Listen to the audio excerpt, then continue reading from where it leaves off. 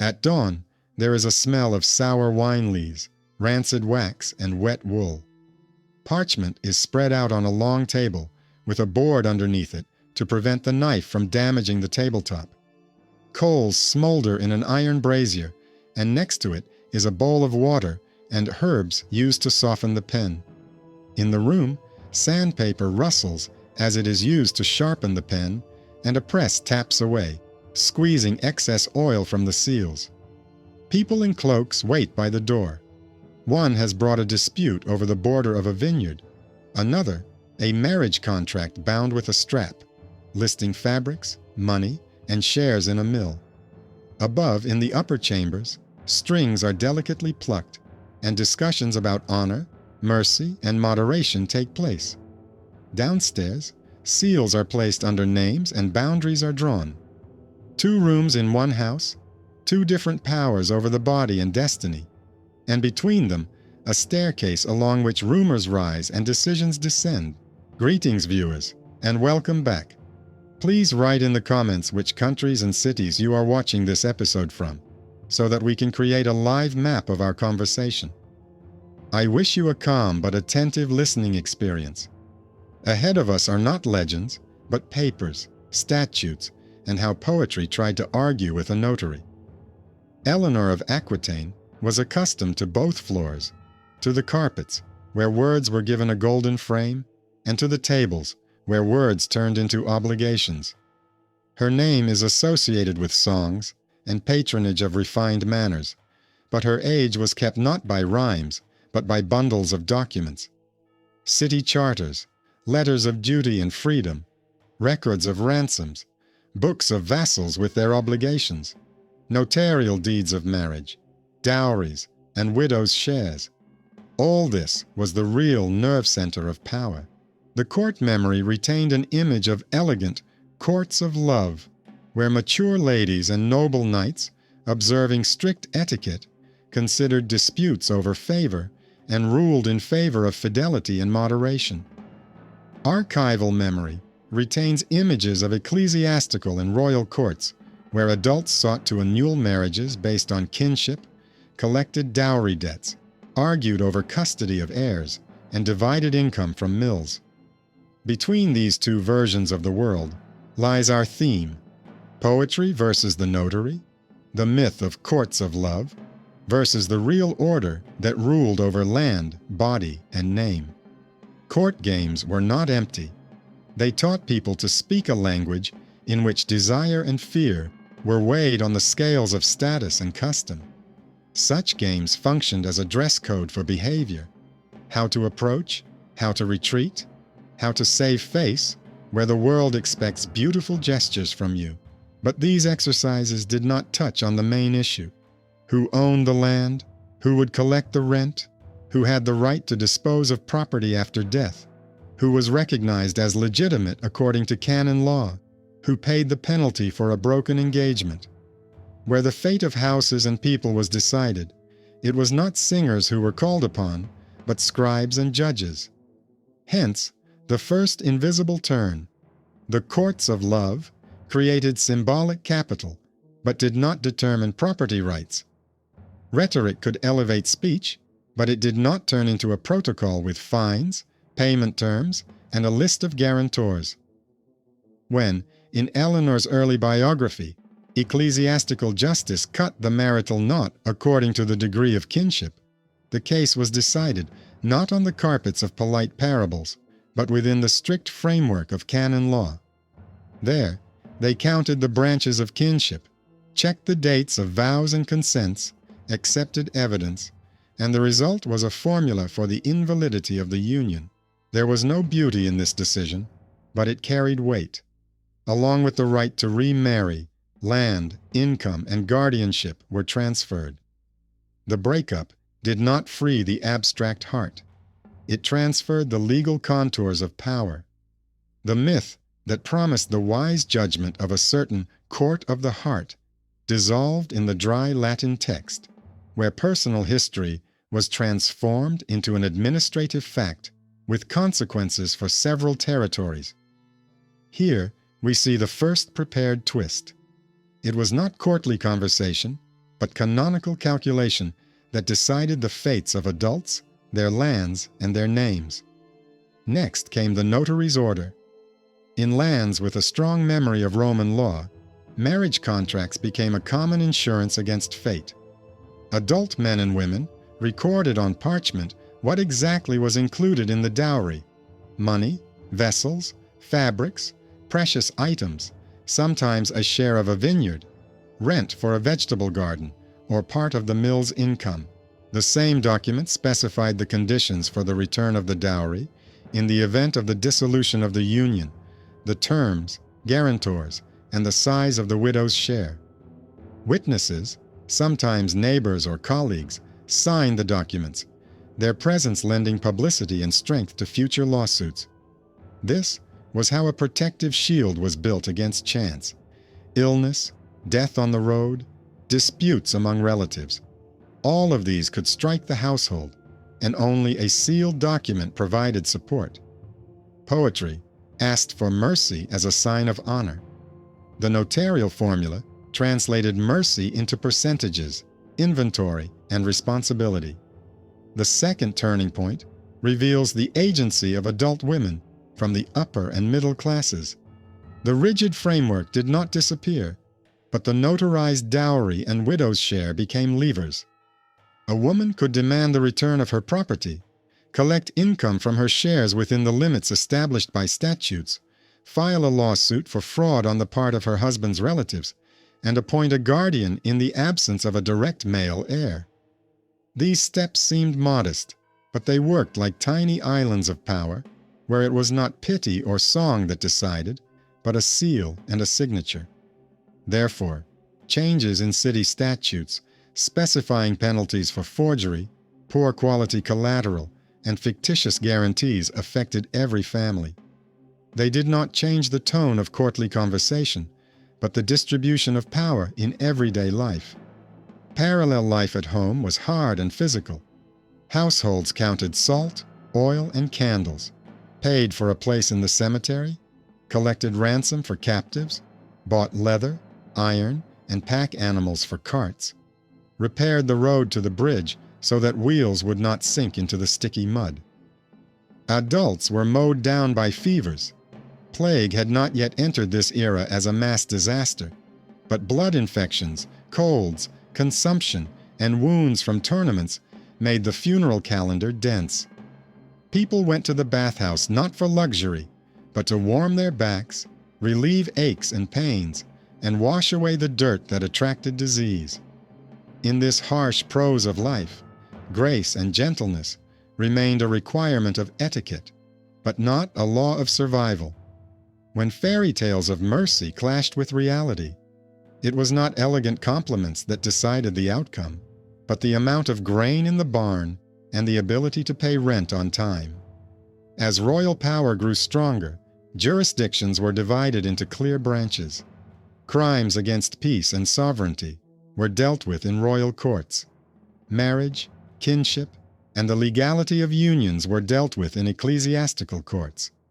Property, debts, and land boundaries were dealt with in seigneurial and municipal courts. This is how a map emerged where one could understand where to go with a problem. What later retellings called courts of love remained a private game of status, useful as a school of speech, but insignificant next to the powers of the archdeacon, the royal judge, or the city consulate. Courtiers could model proceedings as mental gymnastics, but without a notarial record and court recognition, such gymnastics remained empty.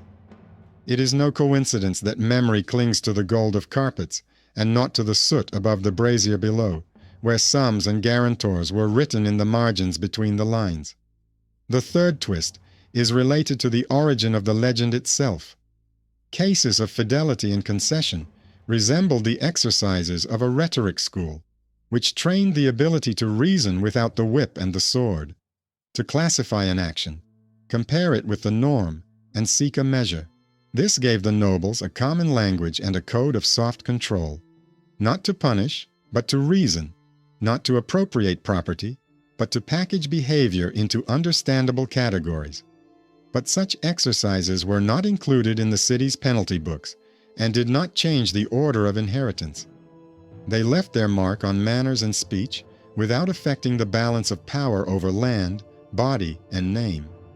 And where the balance required decisiveness, other mechanisms were at work: guardianship, surety, oaths, pledges, and lawsuits.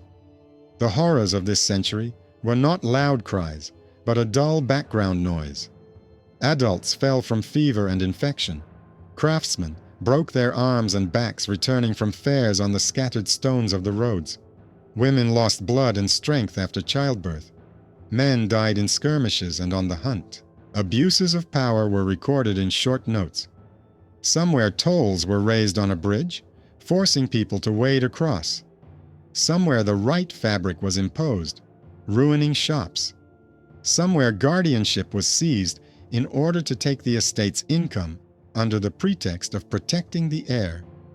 The documents did not describe the details of the pain, but showed the consequences: the decline of estates, people fleeing to another lord, epidemic outbreaks from overcrowding and dampness, winter famines. In this reality, the ideal of mercy was important as a mask of dignity, but it was the document that determined fate. Meanwhile, notarial techniques became more sophisticated. The deeds distinguished between gifts during one's lifetime and dispositions for the salvation of the soul after death, secured the widow's right to live in her husband's house, established conditions for the transfer of part of the property to religious institutions in exchange for commemoration, and prescribed the order of guardianship, where the heir was adult but inexperienced and needed the guidance of an elder. Churches, monasteries, and brotherhoods became major market players, and the question shifted from "is it beautiful?" to "who will get the income?" In practice, this meant that the map of influence changed within a generation. The land did not like emptiness, and always found a new owner with a seal.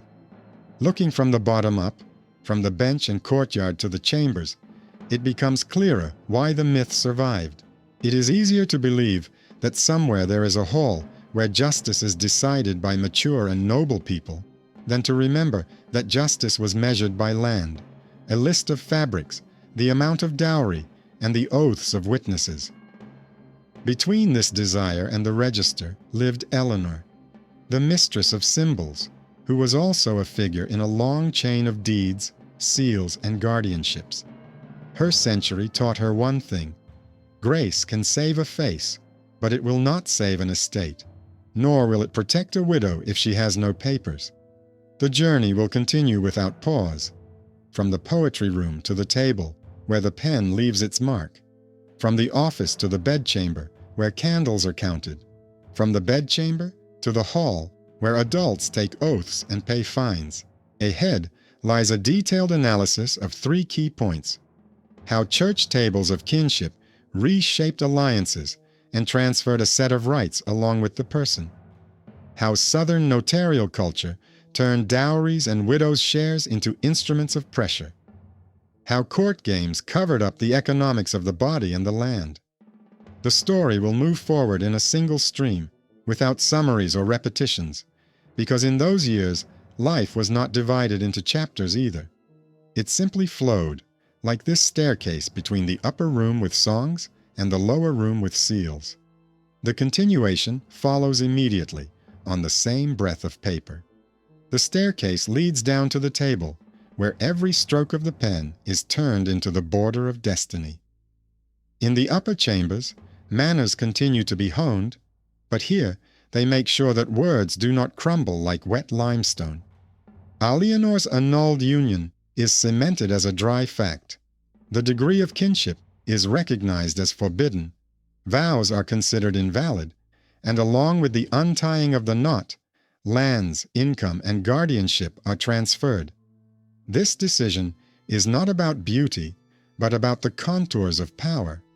A grown woman with a title and inheritance leaves the marriage and takes with her a whole array of rights, and therefore every subsequent move becomes the subject of sensitive supervision. This is how the canon works. It does not heal a broken heart. It reassembles the map. On this map, the Aquitaine lands do not dissolve into songs. They demand new treaties, new oaths, new seals. The louder the corridors whisper about the subtleties of mercy, the clearer it becomes that mercy is a rarity, and order is a daily routine on which bread, bridge guards, and income from the mill wheel depend. In the cities of the South, where the memory of Roman formulas was strong, notaries recorded the marriages of adults as transactions with clear obligations. The dowry was listed in detail: fabric, vessels, utensils, money, sometimes shares in a vineyard, or the lease of a vegetable garden, sometimes the right to a share of the milling fee. The document included conditions for return in case of dissolution of the union, specified the term, and listed the guarantors. A separate line secured the widow's share: living in the house, a plot of land for income, and a share of the future harvest. These records protected not tenderness, but survival. Accidental illnesses broke the strong. Road attacks turned travel into a risk, and brief wars ended lives not heroically, but dirty and suddenly. Therefore, the signature on the parchment was not poetry, but armor. Court games taught how to speak with dignity. Notarial practice taught how not to remain destitute and homeless after someone else's death. Against this backdrop, the myth of courts of love looks like a chamber illusion. Yes, anecdotes about fidelity, concession, and moderation were heard in the halls. Yes, noble adult men and women exercised their reasoning, comparing actions with norms, seeking a balance between desire and duty. This language provided a code of closeness and distance, prescribing when a gesture should be gentle and when it should be solemnly restrained. But the contours of real power lay elsewhere: in the church curia, in the royal chamber, in the city consulate. It was there that the canonical table of kinship decided the fate of Eleanor. It was there that the fates of artisan houses were decided when disputes arose over pledges, guarantees, or the illegal retention of a widow's chest. In the books of fines, in the statutes of the markets, in the lists of duties, there are no records of mercy of the heart, but it is easy to see the amounts of penalties for breaking off an engagement, the procedure for summoning witnesses, and the deadlines for the parties to appear. Courts of love do not disappear. They retreat to their place, a school of manners, not a court of law. The first turning point is revealed in the details of canonical arithmetic. Until the Fourth Lateran Council, the prohibition of kinship was considered broad and extended to many degrees, but then the circle was narrowed to more restricted lines. The change in rules made past cases appear to follow a different logic, but the law did not roll back the decisions that had been made. This created the nerve of the era.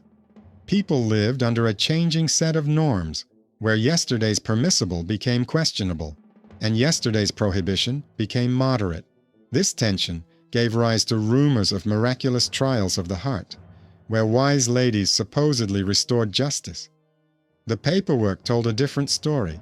It recorded how unions were redrawn, who took custody, how income was redistributed. And every time, the dry register outweighed the beautiful tales. The second shift is evident in the wording of notarial formulas. Notarial deeds not only specified the list of items, but also the procedure for their return. To whom, in what order, under whose oath, and in the presence of which witnesses. In some places, a clause was added about the widow's safety: accommodation, heating, candles, part of the supplies.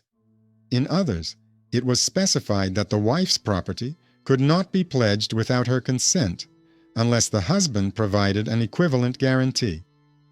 These are not abstract ideals, but small levers with which an adult woman could assert her right to a voice. City statutes included penalties for forgery, threatening witnesses, and concealing movable property after the death of a husband. These lines seemed boring, but they were what kept the home from falling apart when life was painful and cold. The third twist concerns the myth factory itself. Academic debates agree that the decisions about love that circulated at court resembled school exercises. Propose a case, classify it, and draw a moral. This is how the elite were taught to speak without a knife. This is how arbitrary feelings were given form, turning them into a controllable topic of conversation. This instrument of soft control was useful at court, where every gesture easily became politics. But this instrument could not jump over the seal. Therefore, when legend tries to take away the notary's right to have the last word, it loses on all counts. It has no register, no deadlines, no amounts, no guarantors. It has upbringing. The notary has destinies. At the everyday level, this confrontation sounded dull and mundane. Damp walls caused coughing, baths relieved aches and pains, but did not cure hidden inflammations. Craftsmen fell from scaffolding and broke their backs. Adult women were exhausted after childbirth and could not get up. Men returned from fairs with fever and shook in their beds until their breathing subsided. Abuses of power were recorded as facts with consequences. Inflated bridge tolls drove people to wade through the water where carts were stolen. Imposed correct fabrics ruined shops. Intercepted guardianship allowed the estate's income to be taken away in the interests of the heir. The documents did not dwell on the pain, but showed the result. Closed houses, sold plots of land, resettlement to another lord, deserted streets. Against this backdrop, talk of mercy looked like a beautiful curtain over the door to the courtroom. Further on, Eleanor's line meets the line of the new union. And again, it is not the verses that decide, but the conditions. Who guarantees the safety of the journey? Who is responsible for the dowry? Which cities grant the right of passage? Who prints the charter, so that no one dares to challenge the adult choice of a woman with a title? Court memory preserved the ease of this change.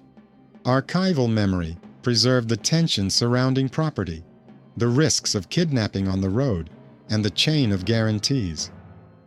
These risks particularly reveal the truth of the age. The beauty of the gesture was always under the supervision of people with the keys to the chests. The same people paid for guards on the bridges and recorded how many candles were required per year for the service to save the soul of the donor. Beauty lived in the room next door to the accounting department. To see how myth and document diverged completely, it is worth looking at what cities under the rule of a strong crown experienced. The sprawling chambers of royal justice took over some of the disputes from the lords. Ecclesiastical courts upheld marriages and kinship, and city consulates strengthened the re-registration of debts and pledges. Songs did not disappear, but became accompaniment, like music at a meal. The stage was left to adults who made decisions under oath and under penalty.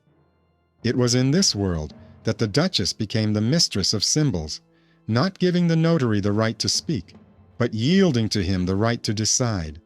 And this is not a defeat of grace, but its true place, to adorn the order established by those who write, count, and keep the seals. The steps wear the heels smooth, and those walking on them carry scrolls rather than flowers in their hands. What is called the struggle of language for the outcome continues. Courtly politeness works as a lubricant for relationships, but it is not it that turns the gears, but formulas. The lists of duties and guardianship record adult life without embellishment. When a man with debts dies, his closest relatives and creditors try to seize the widow's share, and then oaths, guarantors, and a record that the wife's property is protected as dowry, that is, not subject to arbitrary pledge, come into play.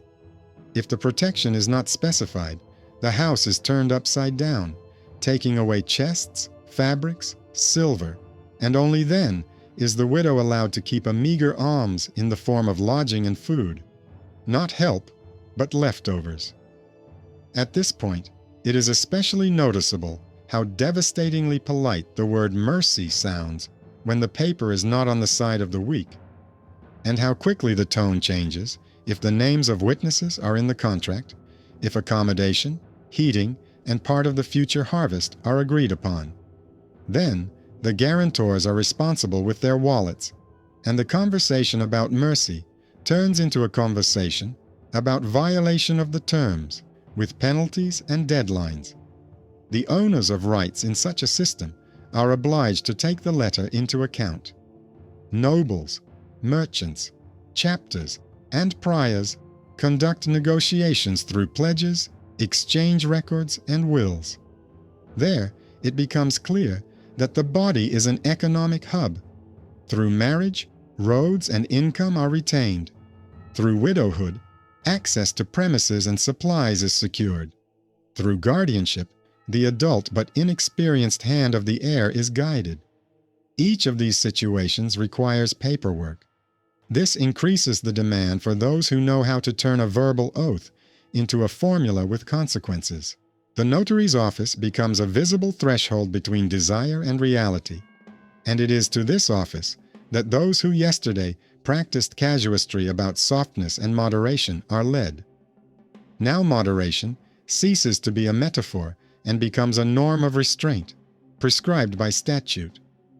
Do not touch the widow's property until the inventory is complete. Do not take the children to another home without the consent of the guardianship court. Do not keep the keys to the chests in the absence of the legal administrator. On the same side, the shadow economy of power is visible. The practice of abuse does not disappear, but is described as a social fact. Someone imposes the purchase of the right fabric before marriage. Someone takes an increased toll on the bridge. Someone, under the guise of guardianship, collects the estate's income as if it were his own. The paper responds to this, not with a poster, but with specifics: the amount of the fine, the procedure for reimbursement, a list of guarantors. Life, squeezed between cold, need, and domestic violence, clings to these lines because they are the only thing that resembles justice, not just words, but something fixed with a seal. The myth of the court of the heart finally loses ground here. Its decisions sound beautiful, but they do not stop the fine collector. Do not give the keys to the storeroom. Do not remove guardianship. Do not return the dowry. Deserted stretches of road and crowded fairs add new risks to this picture. Traveling to and from the wedding venue is dangerous, not because of romance, but because of broken wheels, bad bridges, and people who live by robbery. That is why marriage contracts between adults include a separate set of conditions for protecting the journey. Who provides an escort? Who pays for armed guards? Who is responsible for lodging in a fortified courtyard if the weather and human risks are too high? In the court hall, they discuss the subtleties of the gesture, and at the notary's office, they clarify who will compensate for the damage if jewelry or fabrics are lost along the way. This dry clarification is where the real concern for honor lies, not in words, but in the preservation of property, without which honor becomes an empty sound. Meanwhile, intertwined structures of power are growing. The royal chambers draw criminal cases and lawsuits for breach of the peace to themselves. Ecclesiastical courts handle marriages, kinship, and vows. City consulates regulate debts, pledges, and property disputes. Seigneurial tribunals do not want to lose their former privileges and retain part of their jurisdiction on their land.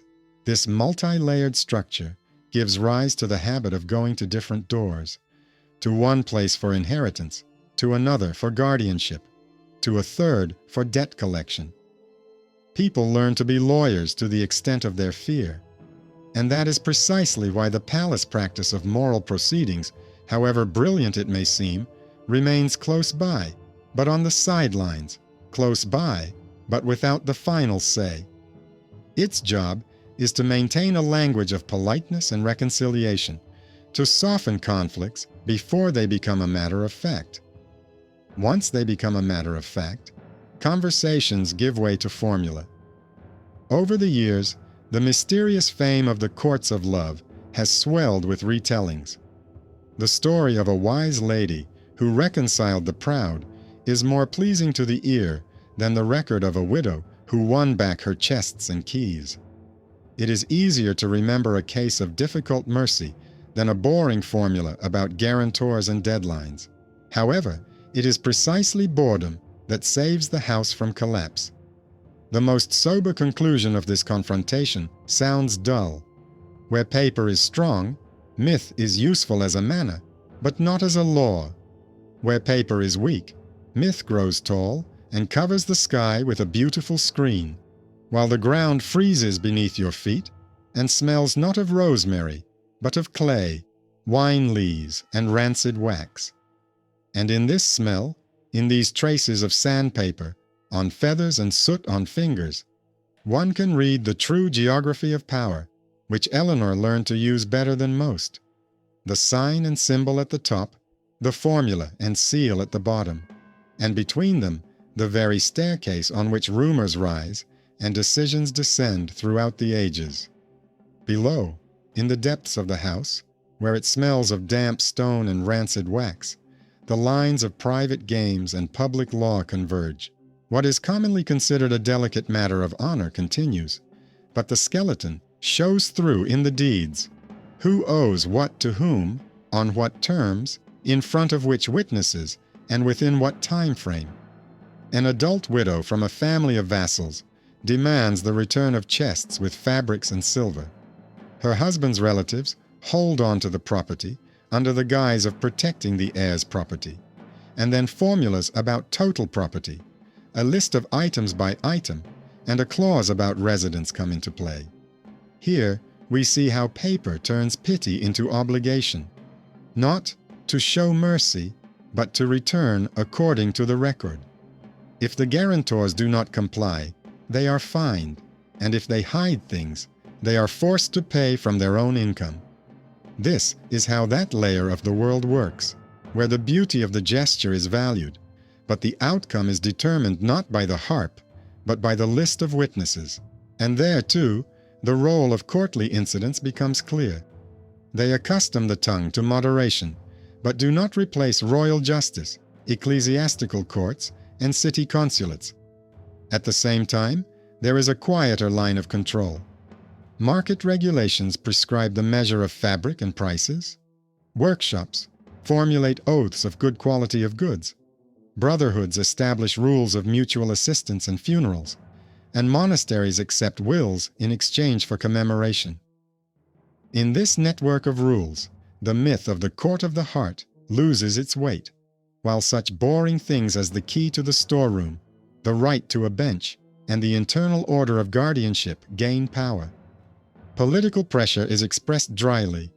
The lords impose duties, the city fights for the right to collect them itself, and the royal court draws lawsuits into its orbit. The subtle court code does have its benefits. It reduces the level of conflict on the carpets and in the reception rooms. But when a dispute over land arises, it becomes merely a prelude to a notarial record. The most delicate part of the legend is revealed here. Elegant letters and poems were not law, but served as letters of introduction, smoothing the way to those who held the seal. Poetry remained a recommendation. The notarial formula was the door. The final rapprochement of the two rooms takes place without fanfare. Eleanor retains symbolic supremacy. She patronizes language, distributes signs of mercy, and gathers around her adults who know how to live by the subtle rules of proximity and distance. But the long-term outcome is determined by those who write and keep the papers. In the church curia, they decide on kinship and the legality of marriage. In the royal chambers, they decide on peace and the violation of peace. In the town halls, they decide on debts, pledges, and property disputes. 3 prepared knots came together in one conclusion. Canon law cut personal unions and transferred land along with the person. Notarial formulas gave women narrow but real leverage through dowries and widows' shares, and court incidents turned out to be a school of manners rather than an authority. The outcome was born of human decisions. Adults chose to go not to harps, but to deeds. Guarantors decided not to cover up lies. Judges withstood the pressure of births. Townspeople sought statutes where mercy was replaced by procedure. Where the paper held, the house survived, the children inherited, the widows remained in their homes. Where the paper tore, myth filled the void, and beneath it, grain, candles, and keys quickly faded away. Therefore, the memory of the Duchess in this story is twofold: the mistress of symbols and a figure in a long register of deeds. The staircase between the top and the bottom remains the main metaphor of her age. At the top are refined signs, at the bottom are seals and inventories. In the middle are people who, like us, choose how to measure justice. Myth calls to the hall where the heart decides, the document leads to the table where deadlines and witnesses are counted. The result is clear and sober. Poetry teaches us to speak without anger or humiliation. The notary ensures that tomorrow we will have a place to sleep and something to pay with. It is in this division of labor that a fragile order is maintained, one that has outlived songs, houses, and Eleanor herself.